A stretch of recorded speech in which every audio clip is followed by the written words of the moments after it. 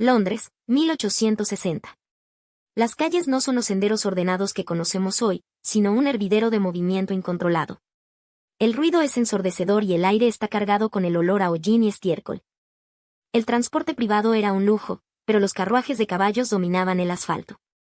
Miles de animales tirando de pesados carruajes se cruzaban sin ninguna lógica. Era la ley del más fuerte en cada esquina. Los peatones, por su parte, se abrían paso como podían entre las ruedas y los cascos. No existían carriles, ni pasos de cebra, ni señales que indicaran quién tenía prioridad. Caminar hasta el trabajo era una apuesta arriesgada. El caos era la norma y la improvisación, el único método de supervivencia. Los cocheros gritaban insultos mientras sus caballos se encabritaban en medio de la multitud. La tensión en las vías principales era insoportable. Los accidentes eran diarios y, a menudo, fatales. La prensa de la época empezaba a cuestionar si el progreso tecnológico tenía que cobrarse tantas vidas humanas. La ciudad necesitaba orden, o colapsaría sobre sí misma. La policía, desbordada, intentaba regular el tráfico con simples gestos manuales, pero era insuficiente. La escala de las ciudades crecía más rápido que nuestra capacidad para organizarlas. El desastre era, simplemente, cuestión de tiempo. Londres, 1868. El caos de carruajes y peatones en Parliament Square era una batalla campal sin reglas. La solución no vendría de un ingeniero de tráfico, sino de un experto en señales ferroviarias llamado John P. Knight. Knight adaptó el sistema de brazos mecánicos de los trenes a la escala urbana. Durante el día, unas palancas metálicas indicaban si detenerse o avanzar. Parecía un avance brillante para civilizar la jungla de asfalto. Pero el problema llegó con la oscuridad. Para que el sistema fuera visible de noche, Knight instaló lámparas de gas sobre el poste. El semáforo no solo debía verse, debía brillar intensamente en medio de la niebla londinense. El mecanismo era operado manualmente por un agente de policía que se jugaba la vida. Manipular válvulas de gas a pocos centímetros de la cara, en una estructura inestable, era una receta para el desastre.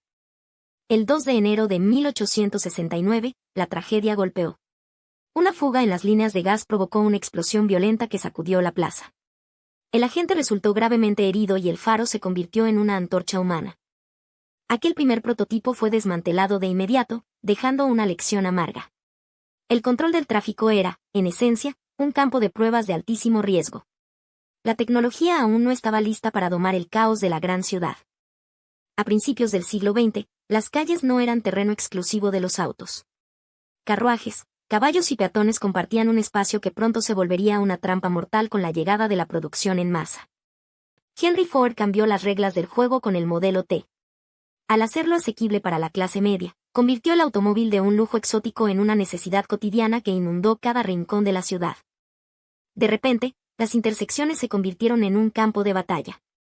Sin reglas claras ni señalización, los choques eran el pan de cada día, creando un caos urbano que parecía no tener solución. La policía intentaba controlar el flujo con señales manuales, pero era insuficiente. El rugido de los motores superaba la capacidad de cualquier agente para imponer orden en medio de la creciente marea de metal. Es aquí cuando surge la figura de Garrett Morgan. Observando la peligrosidad de los cruces, este inventor afroamericano comprendió que la seguridad dependía de automatizar la autoridad en las esquinas. Morgan patentó un diseño revolucionario, una señal eléctrica en forma de T con 3 posiciones. Por fin, la máquina empezaba a hablarle a la máquina para evitar el desastre. Este avance no solo salvó vidas, sino que cambió nuestra relación con el tiempo. El semáforo eléctrico se convirtió en el director de orquesta invisible que permitía a la ciudad moderna respirar. Si alguna vez te has preguntado por qué estos 3 colores específicos dominan nuestras calles, la respuesta no es casualidad.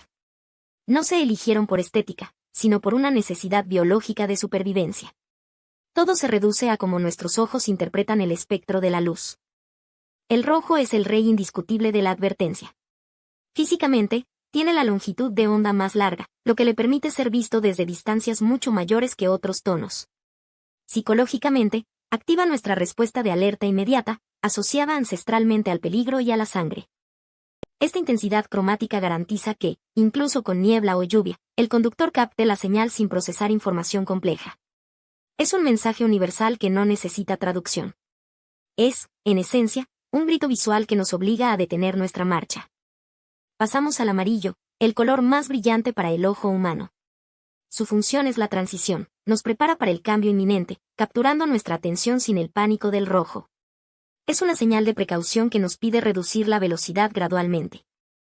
El cerebro procesa el amarillo con una rapidez asombrosa, casi instintiva. Al verlo, nuestra mente se pone en modo de preparación, evaluando la distancia y el tiempo.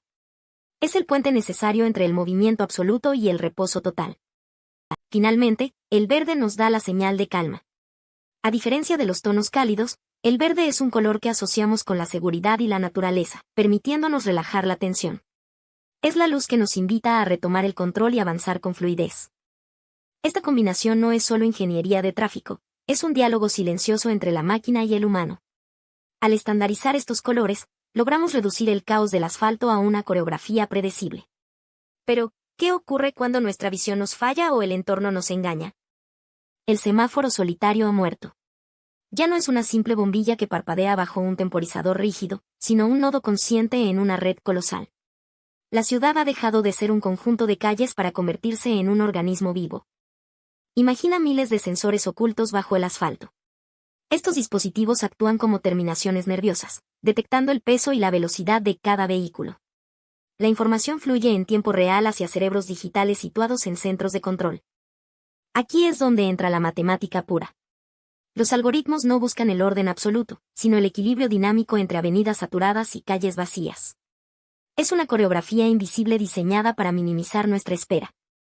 Antes, un semáforo rojo era un castigo arbitrario. Hoy, es una pieza de un rompecabezas que se ajusta milisegundos antes de que llegues a la intersección. La ciudad intenta predecir tu próximo movimiento. Pero, ¿qué sucede cuando la tecnología se desborda? A veces, la lógica de los datos choca con la imprevisibilidad humana. A pesar de los sistemas avanzados, el caos urbano siempre guarda un as bajo la manga. Aún así, estamos presenciando el fin de la congestión ciega. Esta red interconectada es nuestra mejor herramienta para domar el hormigón. La pregunta es si realmente controlamos al sistema, o si el sistema ha empezado a controlarnos a nosotros. El semáforo es mucho más que una señal luminosa, es un guardián invisible en la esquina de nuestra rutina. Nos dicta cuándo avanzar y cuándo detenernos, convirtiendo el espacio público en un tablero de ajedrez. Su luz roja no solo frena el motor, también frena nuestra voluntad. Esta tecnología condiciona nuestra psicología diaria. ¿Alguna vez has sentido esa ansiedad contenida mientras esperas un cambio de fase? El semáforo nos entrena para gestionar la impaciencia y aceptar la pausa impuesta por una autoridad que no vemos. Es un ejercicio constante de obediencia civil. Aunque la calle esté vacía a las 3 de la mañana, nuestro instinto nos obliga a esperar la luz verde. Es una norma interiorizada que nos recuerda quién tiene el control sobre nuestras decisiones de movimiento. Los urbanistas lo llaman gestión de flujo, pero en esencia es una coreografía de poder. Nos hemos acostumbrado a delegar nuestra autonomía en un algoritmo. Aceptamos el semáforo como un mal necesario, un pacto silencioso que garantiza nuestra seguridad a cambio de nuestra libertad. Esta jerarquía de luces moldea nuestra percepción del tiempo. En la ciudad moderna, el tiempo se mide en ciclos de espera y aceleración. Si el semáforo falla, el caos social estalla, evidenciando nuestra total dependencia de este sistema de control. Al final, el semáforo es el símbolo máximo de la disciplina urbana. Nos enseña a esperar nuestro turno y a respetar los límites invisibles del sistema. Quizás, al detenernos en la raya amarilla, estemos aceptando nuestra sumisión a la arquitectura de la ciudad. Después de 100 años dictando nuestro ritmo, el semáforo empieza a parecer una solución del siglo pasado. La tecnología actual ya no necesita luces de colores para coordinar el movimiento. Estamos entrando en una era donde la infraestructura urbana podría volverse silenciosa. Imagina cruces sin señales donde los vehículos se comunican entre sí como un banco de peces. Gracias a la inteligencia artificial, cada coche sabe exactamente qué hará el otro. La fricción se elimina y el flujo se vuelve constante y fluido. Los expertos llaman a esto intersecciones virtuales. En lugar de detenernos a esperar un cambio de luz, los vehículos ajustan su velocidad en tiempo real para cruzarse sin tocarse. Es una coreografía digital precisa que hace que las esperas sean cosa del ayer. Esto no solo significa menos estrés para el conductor, sino también ciudades más habitables. Sin semáforos, el espacio urbano se libera de postes, cables y asfalto innecesario. Recuperamos metros cuadrados que antes estaban dedicados a la espera. Por supuesto, el cambio no ocurrirá de la noche a la mañana. Tendremos que aprender a confiar nuestras vidas a algoritmos que toman decisiones en milisegundos. La transición será un desafío de convivencia entre humanos y máquinas. Quizás, en un futuro no muy lejano, miremos una vieja luz roja y amarilla con la misma curiosidad que hoy vemos a los caballos tirando de carruajes. El semáforo cumplió su misión, educarnos en el orden. Pero ha llegado el momento de dejarlo atrás. El caos urbano que intentamos resolver en 1914 pronto será solo una nota al pie en los libros de historia. La ciudad del futuro no necesita señales rígidas, necesita inteligencia distribuida. El camino está libre, solo falta que nos atrevamos a avanzar.